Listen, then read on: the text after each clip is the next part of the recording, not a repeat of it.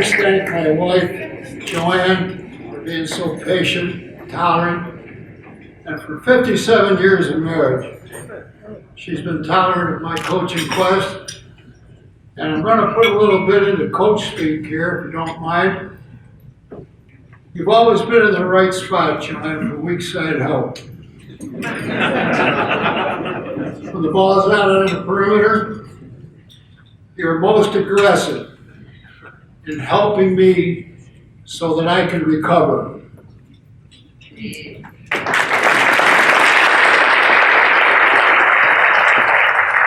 I'd like to congratulate my fellow inductees. I'm tremendously humbled to be in the same class with you, and I will continue to carry myself and to coach so that I can always be a credit to the class of 24. My coaching career started rather unconventionally, as I'm a polio survivor, and I spent 9 months in an iron lung. When I got through with that, when I was on the playground, I was always the last kid chosen. And it developed an anger in me which turned to rage. I loved the game, but didn't get a chance to play it. The rage caused me to be sent to a prep school where I met my coach, who became a father figure to me because my father passed away the year I had polio. And he always chose me for his teams. And that gave me a boost that I can still feel. And from there, from prep school, I went to St. Francis College, St. Francis University, where I was befriended by the basketball team, and one in particular, Norm Van Leer, who went on to play with the Chicago Bulls. And Norm would come and ask me if I'd help him with his workouts. And that was a learning situation for me, which I still carry in my heart, still carry in my mind, and I can still see it. I can see his graceful movements. I can see his passion. I can see his intensity. And we never said a word. The only words that were said is when he would chirp me and demand that I do something, get the ball to him at the right place or get it to him a little quicker. And it was something that I'll never forget. I take it into my individual workouts now. I'm still coaching with kids. And I take that thought in with me every time I go in. From St. Francis College, I went back to coach with my coach, which was a great opportunity for me because it was a foundation that was given to a young coach who didn't know anything about coaching. But I knew that I wanted to coach because I couldn't play, and I had a real passion for the game.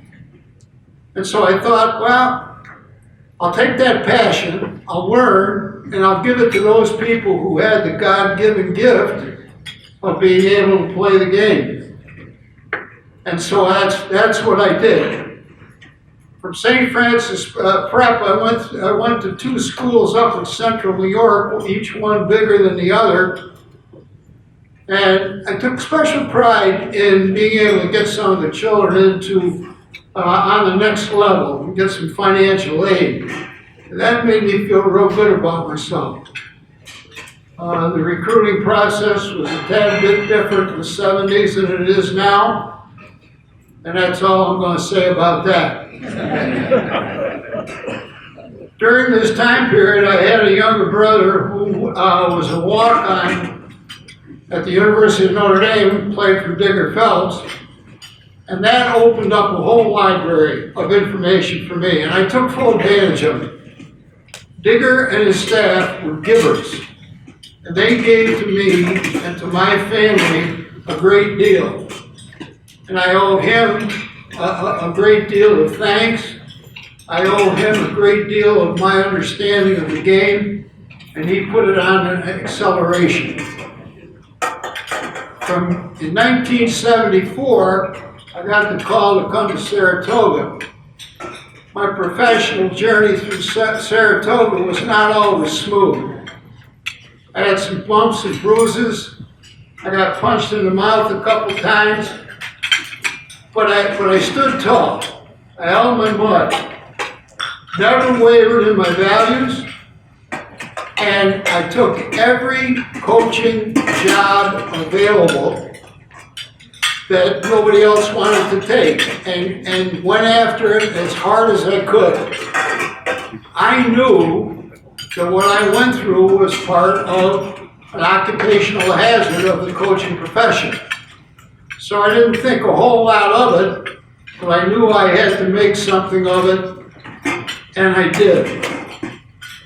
In 1997, Saratoga Springs hired Mitch Snyder to be our head basketball coach. And I had the privilege and the honor to work with him for 1 year.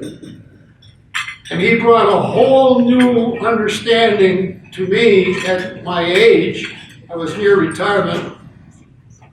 And it was something that was very important to me because it helped me be current, not only in technique, but in culture.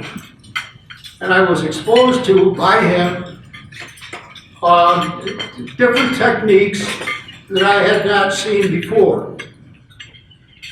So after a year, I kind of knew, because of the age difference, it was time for Grandpa to go and let Mitch put his own stamp on the program. So in 1998, I retired. Shortly after my retirement, Mitch came to me and he said, "Hey Mike, you want to be part of the program as a retiree and fill in the cracks and fill in the blanks and run a summer program or whatever I want you to do?" I said, "Hell yeah, that'd be a great one." And that, I can say without any reservations at all, was the greatest gift that I've been given in the 57 years that I've been privileged to coach. He told me what to do, he told me how to do it, and all the while I'm learning. It was a very smoothly paved freeway for me to touch the lives of children that I would have never had the opportunity to do it. That was 27 years ago, and we're still going strong. Mitch passed the torch to Matt Usher, our head coach, and he has facilitated me beyond belief. His respect of me is more than I could ever ask for. It's just been a beautiful arrangement so that I can keep doing what I love to do, and that's teach the game of basketball and learn the game of basketball. As an extra benefit, I have been appointed to the assistant coach to one of our young coaches, Frank Raponi.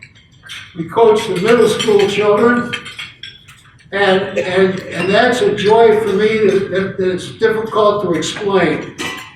So I won't try.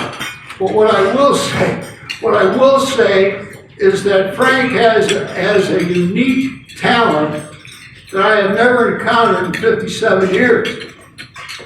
He can get 15 kids in a game and still win.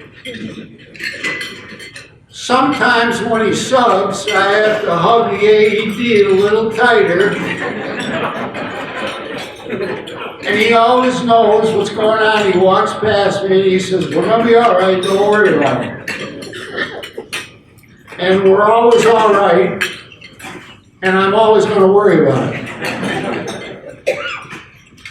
I had a great thing happen to me. At the end of a summer session. I run a summer program, still going. I had a boy of different ethnicity. We met at the ball rack. And I said, Tamir, would you object if I asked you what your ethnicity is? He explained it to me. And I held up the ball and I said, you know, Tamir, this thing is beautiful. And it's beautiful because it's blessed me to know you and learn of a different culture. Fist bump, see you tomorrow.